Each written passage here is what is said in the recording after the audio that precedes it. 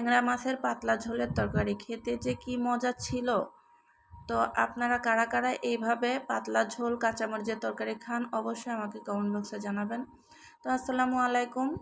এই তো দেখতেই পাচ্ছেন আমি কাঁচামরিচ পেঁয়াজ সামান্য একটু জিরা বাটা দিয়েছি, আর কোনো মশলা দেইনি, আদা রসুন কিচ্ছু না। ভালোভাবে কষিয়ে লবণ হলুদ দিয়ে এখানে 3-4টা কাঁঠালের বিচি দিয়েছিলাম, আর বড় সাইজের একটা আলু এরকম করে ছোট ছোট করে কেটে নিয়েছি চিকন চিকন করে। তো এখন এগুলাকে ভালোভাবে কষালাম সামান্য একটু পানি দিয়ে। আলুটা আমার সেদ্ধ হয়ে গেছে। এই পর্যায়ে দিয়ে দিব বেশ বড় সাইজের একটা টমেটো, আর দিয়ে দিলাম বেশ কয়েকটা ট্যাংরা মাছ আমি আগে থেকে হালকা ভেজে রেখেছিলাম।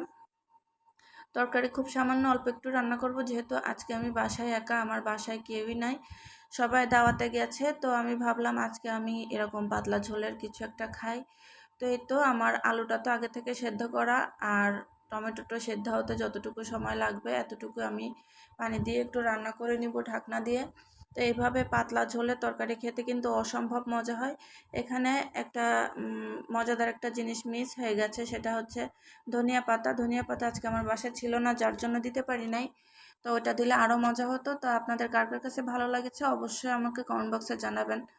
তো এই তো আমার তরকারিটা হয়ে গেছে, এখন নামিয়ে নিলাম। দেখেন মাশাআল্লাহ, খেতেও দুর্দান্ত মজা ছিল। তো সবাই ভালো থাকবেন, আল্লাহ হাফেজ।